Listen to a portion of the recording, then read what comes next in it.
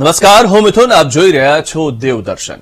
ડીસા તાલુકામાંથી પસાર થતી બનાસ નદીના તટ પર 700 વર્ષ જૂનું સોનેશ્વર મહાદેવનું મંદિર આવેલું છે. મંદિરનો ઇતિહાસ પીપળના પાન સાથે જોડાયેલો છે. હાલ મંદિર છે તે સ્થળ પર વર્ષો પહેલા સાધુ સંતો પૂજા અર્ચના કરવા માટે આવ્યા હતા. તે સમયથી બનાસ નદીના તટ પર સોનેશ્વર મહાદેવના મંદિરની સ્થાપના કરવામાં આવેલી છે. સોનેશ્વર મહાદેવના ઐતિહાસિક મંદિરમાં દરરોજ મોટી સંખ્યામાં ભાવિક ભક્તો દર્શન કરી ધન્ય થાય છે.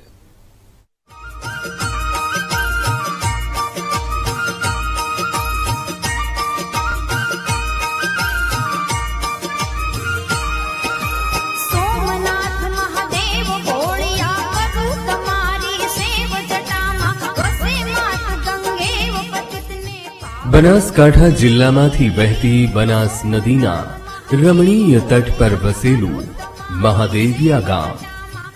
ગામનો ઇતિહાસ વર્ષો જૂનો છે અને ગામનું નામ પ્રાચીન મહાદેવ મંદિરના કારણે મહાદેવિયા પડ્યું છે.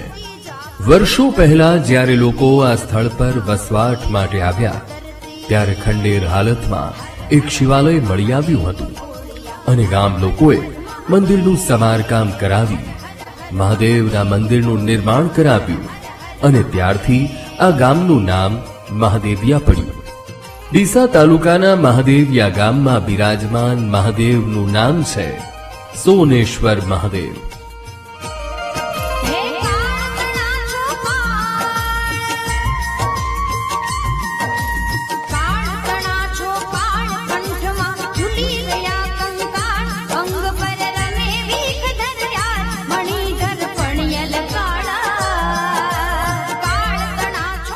સોનેશ્વર મહાદેવના ઇતિહાસ પર નજર કરીએ તો અહીંથી મળી આવેલા અવશેષો પરથી આ મંદિર લગભગ 700 વર્ષ પૌરાણિક છે.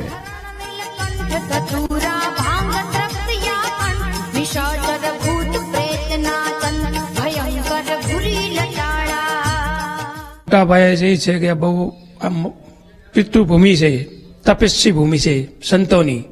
એટલે સંતના લીધે આ ભજન ભગવાનનું છે. બધા લોકો દર્શન કરવા આવતી હવન બધી અહીંયા જ કરે છે. બરોબર. ડીસા આજુબાજુના સૌરે ગામડાના આવે છે. તનેરા આજુબાજુ ચીરડા આ બાજુના વ્યક્તિઓ ખૂબ અહીંયા દર્શન કરવાનું ભગવાનનું બહુ ખાસું તેજ છે ભાઈ. બરોબર. એના કારણે બધું એના નામે સોનેશ્વર ભગવાન પડ્યું છે. બરોબર. અને આ લોકોનો બહુ કાલે વરઘોડું જ છે અહીંયા મોટા પાયે. એટલે આવી આખો ઇતિહાસ છે ભગવાનનો મોટા પાયે. સદીઓ પહેલા આ સ્થળે સાધુ સંતો આપણા ધાર્મિક ગ્રંથોનું વાંચન કરતા હતા અને ગ્રંથોના અધ્યાય પૂરા થતા એટલે સંતો ગ્રંથમાં પીપળાનું પાન મૂકતા હતા. તેવામાં એક દિવસ પાન સોનાનું થઈ જતા મહાદેવનું નામ સોનેશ્વર મહાદેવથી વિખ્યાત થયું.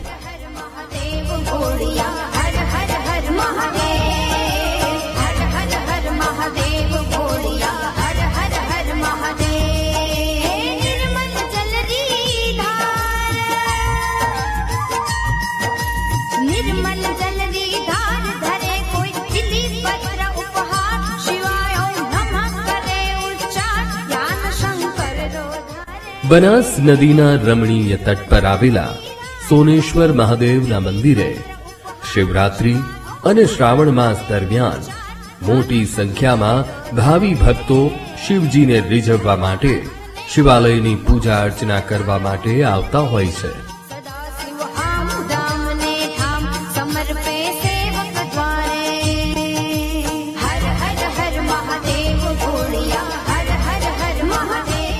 હું આ મહાદેવિયા મંદિર પોસ્ટથી 7 વર્ષથી આવું.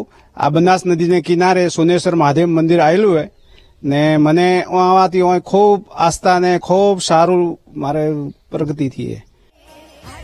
સોનેશ્વર મહાદેવની જમીન તપોભૂમિ હોવાને કારણે અહીં સમગ્ર ગુજરાત ભરમાંથી લોકો ભગવાન ભોળાનાથને રીઝવવા માટે હવન કરાવે છે અને ભાવિકો નિયમિત ભગવાન ભોળાનાથના મંદિરે દર્શન કરવા માટે આવે છે.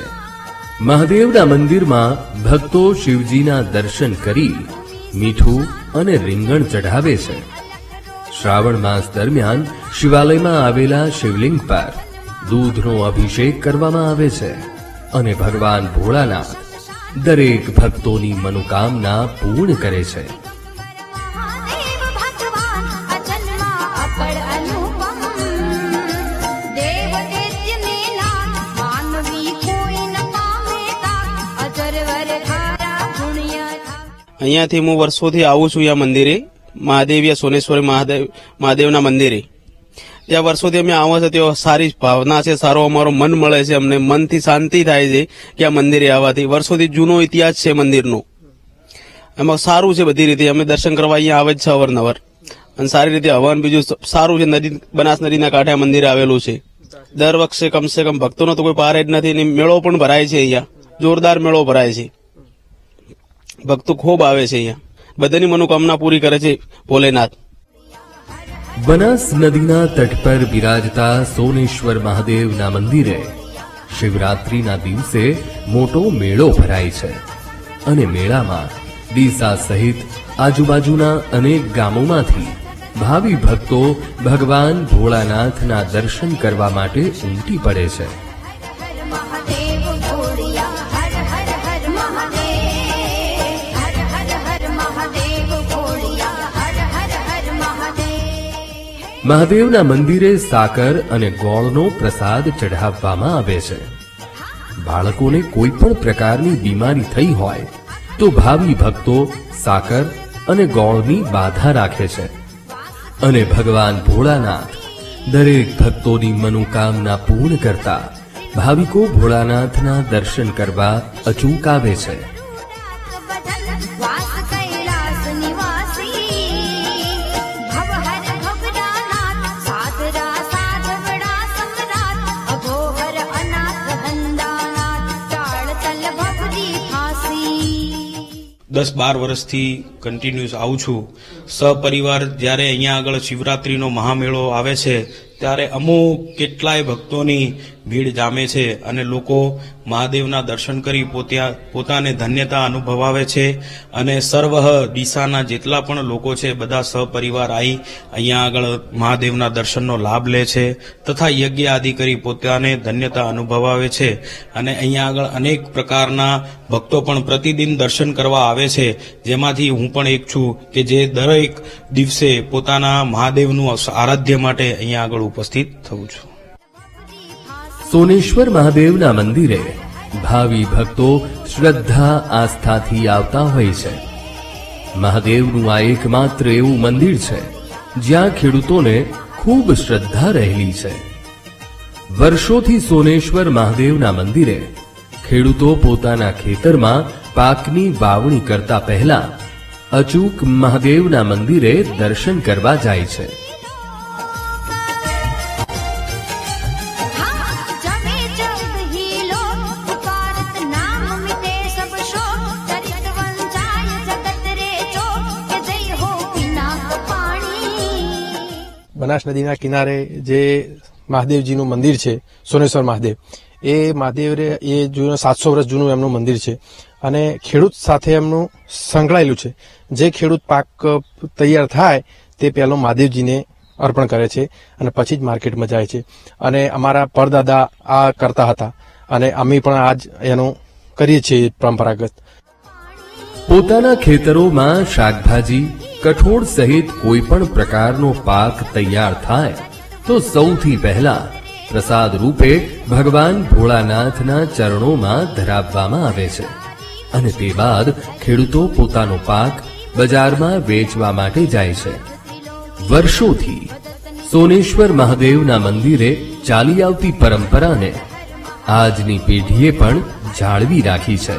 ખેડૂતોનું માનવું છે કે ભગવાન ભોળાનાથને પ્રસાદ રૂપે પહેલો પાક ચડાવવામાં આવે છે, જેના કારણે પોતાના ખેતરમાં સારો પાક તૈયાર થાય છે અને બજારમાં પાકની આવક પણ સારી થાય છે. दिगंबरे मनोनिरोध में सुवस्तुनि हर हर हर महादेव भोड़िया हर हर हर महादेव हर हर हर महादेव भोड़िया हर हर हर महादेव. મહાદેવના મંદિરે અમે જ છે પણ પહેલું અર્પણ મહાદેવને મંદિરે કરો છે. કોઈ બી ખેતીમાં વાવો તો પહેલા મહાદેવના મંદિરમાં આપો છો, પછી અમે બજારે જઈએ છીએ. અને અહીંયા પણ મેળો બહુ ભરાય છે. 12 મહિને શિવરાત્રીનું છે, એનો પ્રસંગ પણ સારો થાય છે અને અમને બહુ ઉમંગ મળે છે. અમે મહાદેવજીને મોનો છે પહેલા, પછી અમે એનાથી આગળ હેડો છે. ડીસામાં બનાસ નદીના રમણીય તટ પર 700 વર્ષથી બિરાજમાન સોનેશ્વર મહાદેવ મંદિર સોનેરી ઇતિહાસ સાથે ભાવિ ભક્તોની આસ્થાનું કેન્દ્ર બન્યું છે.